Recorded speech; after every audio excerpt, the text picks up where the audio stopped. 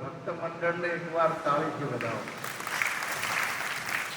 ગુરુ પૂર્ણિમાનો દિવસ એ 29મી તારીખ હતી, પણ આજે ભાવેશરામ મહારાજે બધાને અનુકૂળતા પડે એટલા માટે 1લી તારીખનો આ મહિમા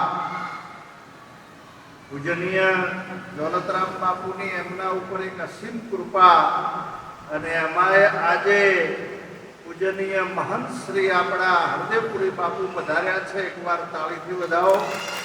એવા એક ભગવાન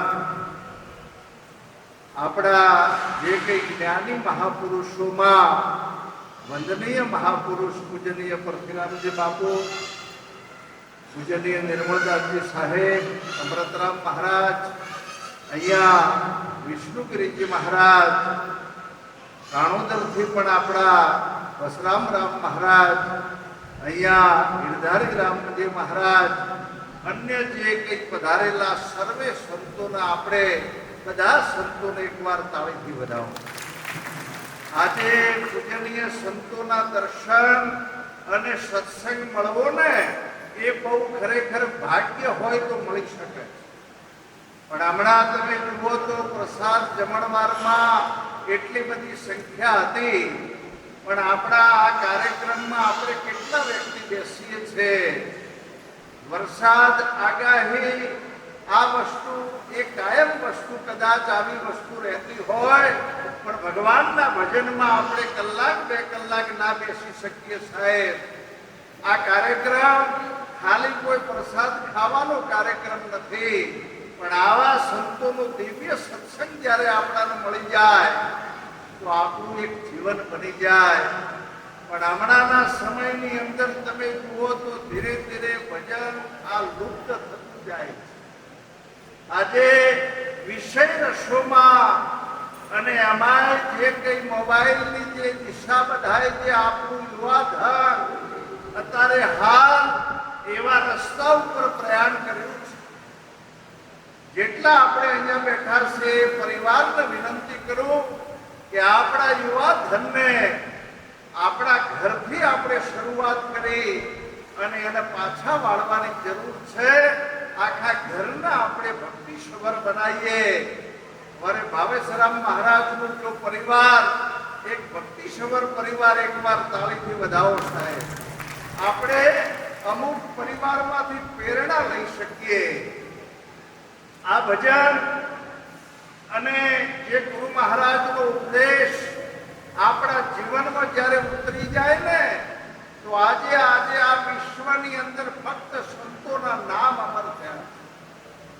રામદેવપીર મહારાજનું નામ હોય, સવારામ મહારાજનું નામ હોય, જલારામ બાપાનું નામ હોય, ખાલી એમ કહો કે જુનાગઢ કોનું સાહેબ, કોનું? નરસિંહ મહેતા. કોઈ પણ કરોડપતિ અજબોપતિનું નામ આવ્યું. આજે મેવાડમાં મીરાબાઈનું નામ ગાજી રહ્યું છે, કાશીમાં કબીર સાહેબ. આજે આવા મહાપુરુષોના નામ કોઈ પણ એવા કરોડપતિ અજબોપતિના નામ આજ સુધી આવ્યા નથી.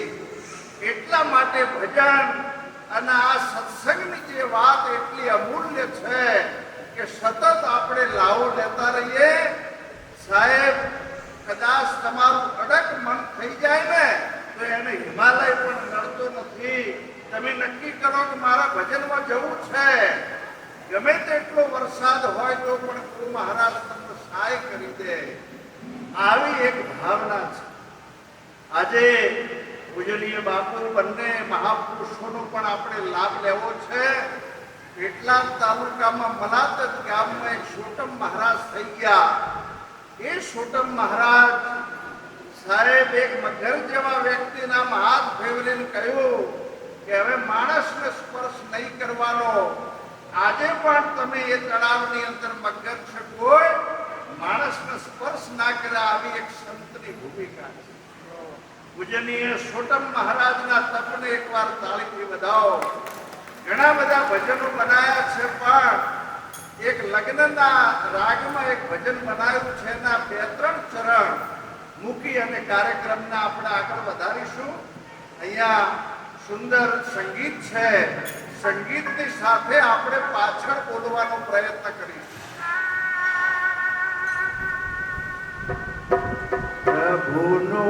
ભજન જીવને વિશારી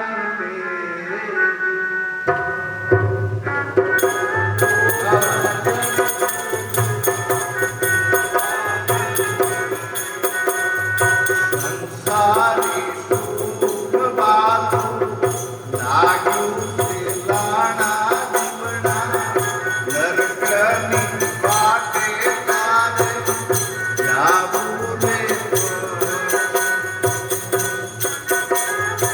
જય હો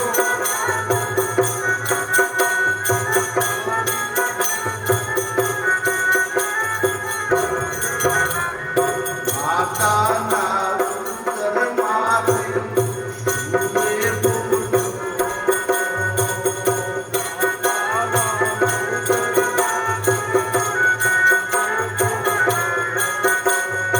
ભારે આવીને તું કરવા લાગ્યો તુમડો નરકની વાટે તારે જાવું રે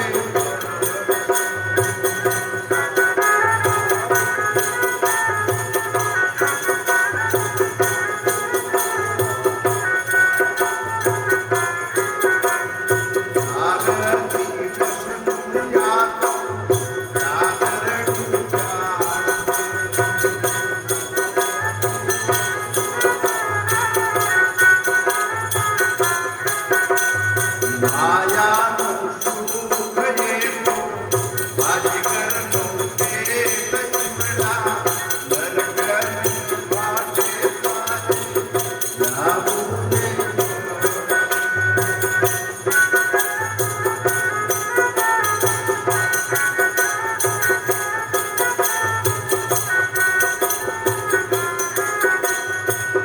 આવા સમયની અંદર પણ આજે આવો ભવ્ય કાર્યક્રમનું આયોજન અમારે ભાવેશરામ મહારાજે કર્યું છે. એકવાર તાળીથી વધાવો. આવું જે કંઈ ભોજન અને ભજન એ કંઈ ભાગ્ય હોય તો થઈ શકે છે.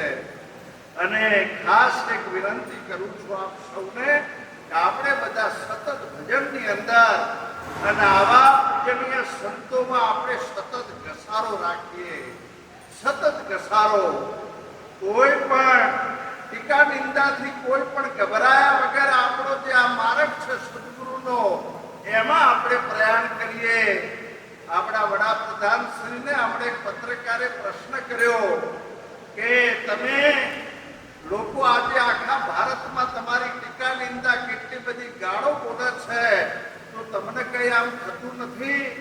ત્યારે એમને કહ્યું કે મારી ઉપરથી એનર્જી વધારવાનું આ કામ કર્યું છે. મારું ઉપરથી બળ વધારે છે. આજે એટલા માટે આપણે ખૂબ સત્યતાના માર્ગ ઉપર પૂજનીય સંતોના જે કંઈ બતાવેલા માર્ગ ઉપર આપણે પ્રયાણ કરીએ. પૂજનીય સંતો આપ સૌને વંદન કરી વિરમું